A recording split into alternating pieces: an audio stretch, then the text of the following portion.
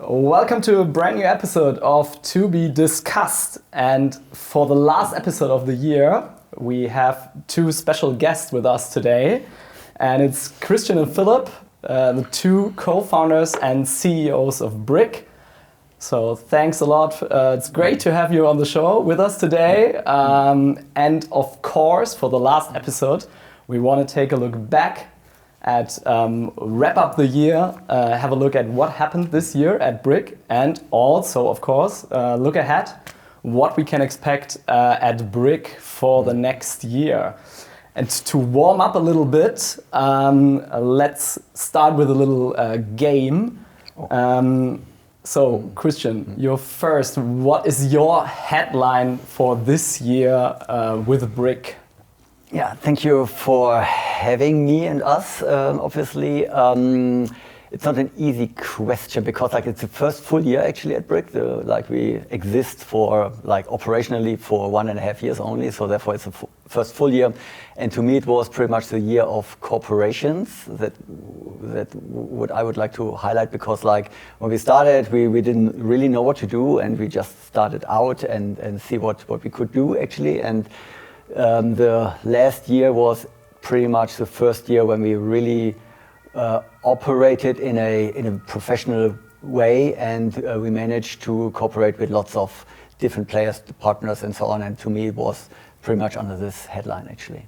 So the year of cooperation. Exactly. What about you, Philipp? Yeah, I mean, it's really connects to what you said. I would say really year of the startup engine. Yeah, I think the first year we really built kind of our programs. We tested a lot already successfully, but we were really in a test mode, validation mode, what works. We learned a lot. This year really I think we've been able to turn this into a real engine, and how we cater to the startups and also investors and others. So I think that was impressive this year. Yeah. So now that we know about your headlines for 2023, Philipp, what did you enjoy the most about this year with BRYCK? Okay, I mean, it's maybe an obvious answer, but of course, like really every day we enjoy working with the startups. Yeah? So I think that's true for the new startups. There's so many new startups coming in, and we are really happy to be able to attract them, to work with them. But what really also excited me actually that we still work with many of the old ones. I mean, old, it's just a year ago, but from last year. Yeah, so they're not like a typical accelerator program. It might happen that you have them there for 10 weeks or so, and then they go out there and you don't see them much more actually. But I think we really made the experience that they come back, we still work together, and we come together at events, but also for concrete projects. And I think that was really a highlight for me, and really looking forward, also something I really want to keep.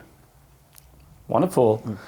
Well, what about you, Christian? Are there moments that come to your mind when you look back? What were your personal highlights that you keep in mind from this year?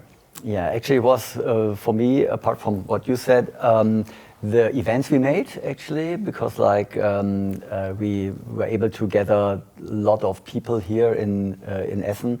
It was pretty much 2 events. First one was the Be Bold event in summer, and the Meant to Be event later this year. And those events were first events we did in the Colosseum also in a very brand new environment. And we managed to invite and cater hundreds of people in different fields actually. And this was where I felt okay, we are already there, we are operating, and we're there, and there is a certain power involved with that. Yeah, the events were truly special for most of us, for all of us actually. Next question goes to both of you. Is there something that surprised you? Something that you wouldn't have expected to be happening this year with BRYCK? You first. Me, okay. I think one aspect is really a little bit around our international footprint. Yeah, I mean, we always had the goal to act as a European player, but of course we start locally and in German. in Germany. But then, what really surprised me this year is that not only did we have a lot of international startups, from whatever, Tel Aviv to Portugal, to Stockholm, but also when we went to events internationally, I think people really recognized our brand and us. And I think that was something that was really exciting. I mean, of course, this is our goal, but it already happened kind of organically. And I think, but that surprised me. So I didn't have the expectations actually people from the international scene would already say, oh, you're from BRYCK, right? I heard about you. You work with a startup. And so, and I think that really surprised me very positively this year. What about you, Christian? Yeah, to me it was a special project we kicked off this year. It was a cooperation with the universities, with the universities of Dortmund, Bochum and Duisburg-Essen. It's the Universitätsallianz Ruhr, and we managed to sign a memorandum of understanding together with them in order to push the startup scene and the startup scene in the universities much more. And to me, it's kind of the key to startup program, because like it all starts with students, with young people who are engaged and who want to do something, and typically they start out in a university, and we managed to cooperate in a very special way, in the sense that the 3 universities cooperate, which is one big thing, and the other thing is really that we cooperate together and then also work very closely with the 3 universities and get startups from the universities into our programs. And this was a big surprise, because this was a wish over many years for me to make this work and make this happen.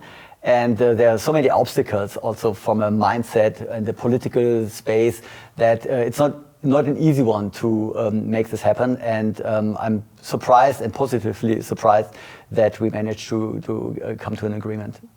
It's really cool, and I think we're really excited also about what is happening in the future with this project. Let's talk a little bit about the results. Like, we are really result-driven when it comes to our startup programs at BRYCK. And Philipp, can you give us some insights into what results startups from our programs have achieved this year? What can we see when it comes to the results of the startups? Yeah, I mean, as you said, I mean, this is, I think, one of our cornerstones of our program, right? That we don't want to just kind of educate them. They come with very specific challenges that we want to solve. And usually, what's true for every startup is that they need clients and they need funding. And most of them are in the B2B space. So it's really difficult in the tech B2B early stage space, to unlock big clients, which they need to enter the market.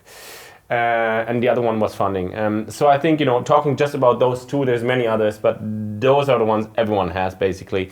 And we're really happy that over 80% really achieved their funding goals. So we tracked this also this year. This also comes back to the startup engine, so also the tracking. So 4 out of 5 have really reached the goals in terms of funding. This doesn't mean the other ones have not reached it, but might have taken a little bit longer, or readjust. But this is a really high value for us. And this is actually already our target value, but of course we want to improve that going forward, as always. And over 75% of the startups reach their client or revenue goals they set out to achieve with us. And I think this is also like a really high number. As I said, in this space, B2B and early stage, it's really difficult.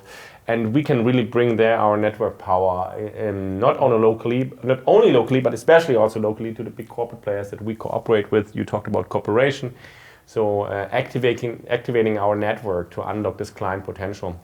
So this is the second result number. So both are, I think, really high. And it really keeps up the pressure for us to continue to perform like that and make it even better, of course. Next question might be a little tricky, but can you maybe highlight 1 or 2 startups that come to your mind and that impressed you the most this year? Okay, okay. Yeah, tricky. Yeah, I think it's true. It's a little bit tough to just take one now. There's many different startups at different stages, and they're all progressing very well. Of course, there's one or 2 who always kind of struggle and have to pivot. But overall, I think it would be much better to be able to name everyone. But let's think about maybe an example that shows a little bit how it can work out. And I think DubiDoc really is a really good example. First of all, of course, they tackle an important problem, like they enable practitioners, doctors to work much more efficiently. So they have more time for their patients. That's an important problem. And then we were able to actually help them via our female booster program. So it's our standard booster program, how we support startups, but also with a female founder in their team. And this was, they took part in that very special program, was an important program for us. And we were able to help them in the program, of course, but also like bring them to the stage. Our big, like you mentioned, our events, Be Bold event or Investor Day. So, you know, we support them with results-driven aspects, but also reputation-wise, bringing them on stage. And then in the end, of course, what is most important, they actually perform, of course. Yeah. So I think they performed really well in terms of traction, close the funding round. We were able to, via the BRYCK program, also to participate in that funding round.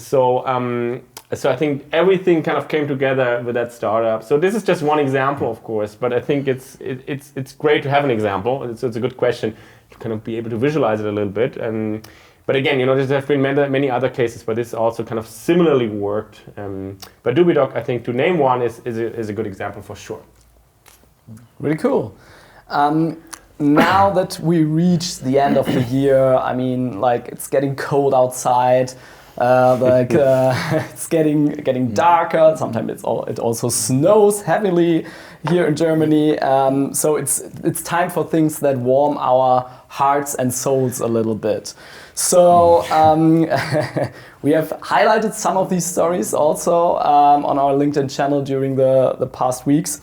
But can you tell us both which projects are there that are close to your hearts? And let's start with you, Christian. Yeah, first of all, it's the project I already mentioned. It's a project together with students and universities. This is pretty much, from a professional perspective, one big achievement, I would say. The other thing is really also what I mentioned is the Meant to Be project or event we had.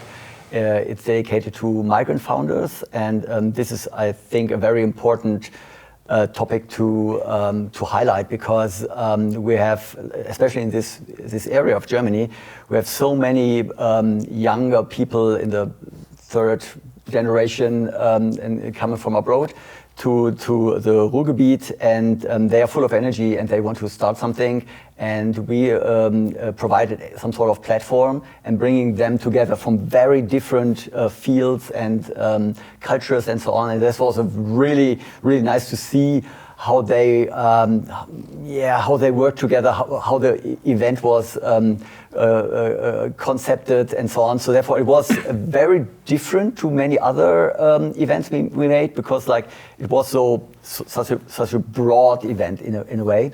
And this was great to see that also this works out. And I personally believe this area is dedicated to those kind of events, because this probably can only happen here.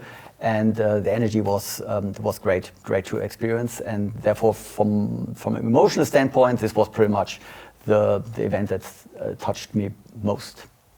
Wonderful, yeah. So we heard universities and our migrant entrepreneurship event.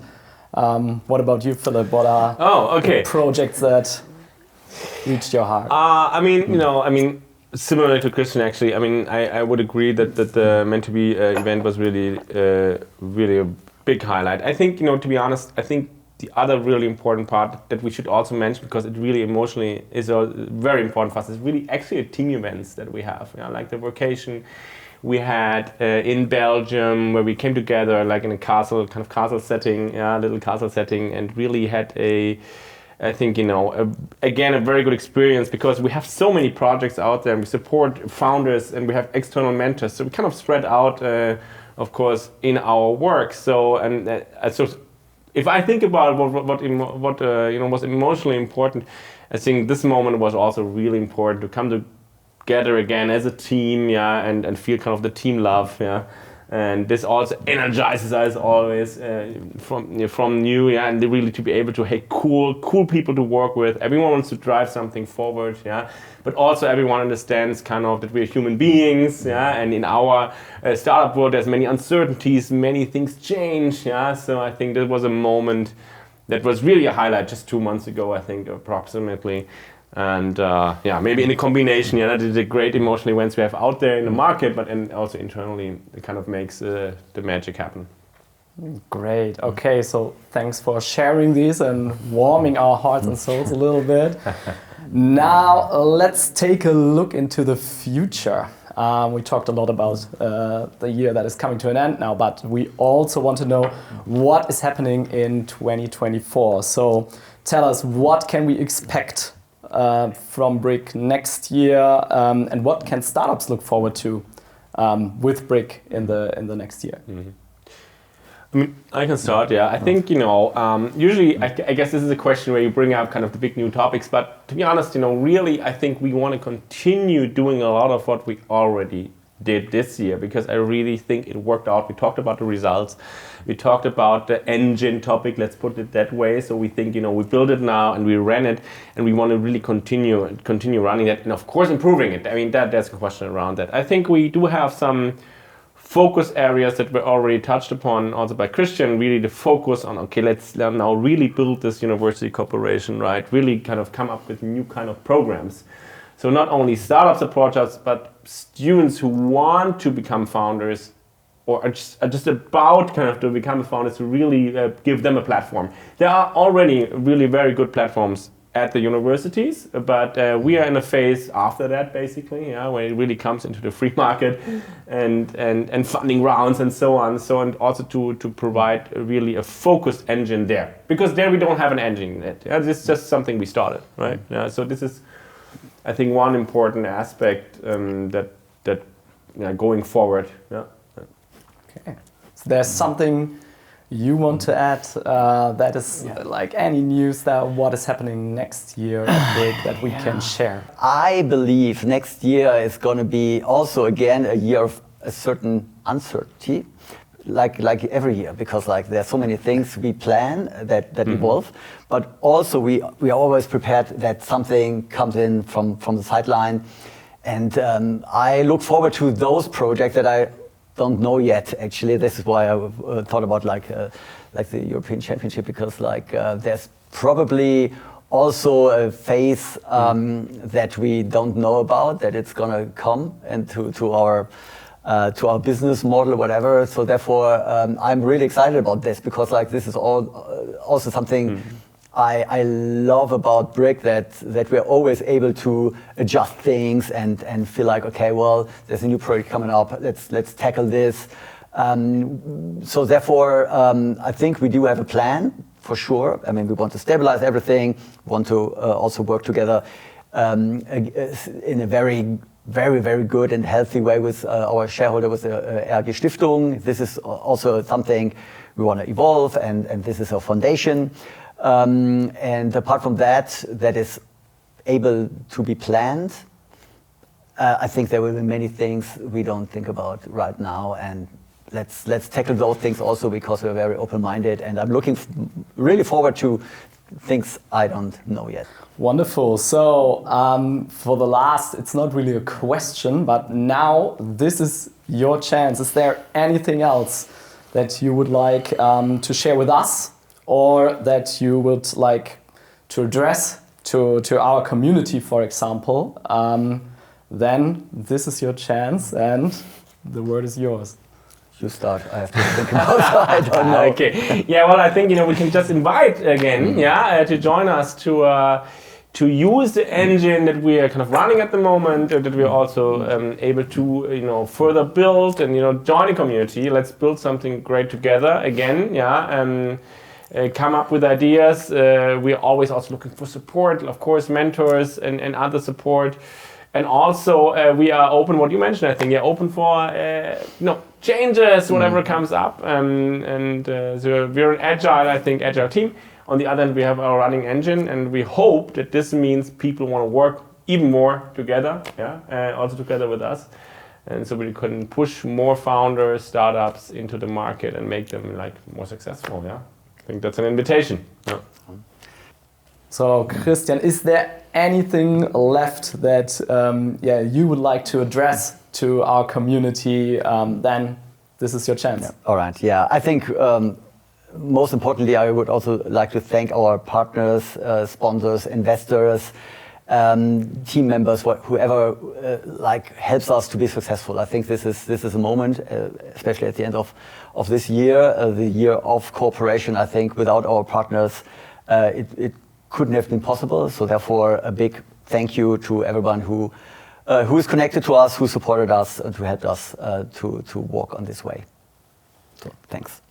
Wonderful last words. Christian and Philipp, the two CEOs and co-founders of BRYCK, thank you so much for joining us for the last episode of this year of To Be Discussed. And if you've enjoyed this episode as much as we did, then leave us a comment or like, and don't forget to follow our channel to never miss an episode again.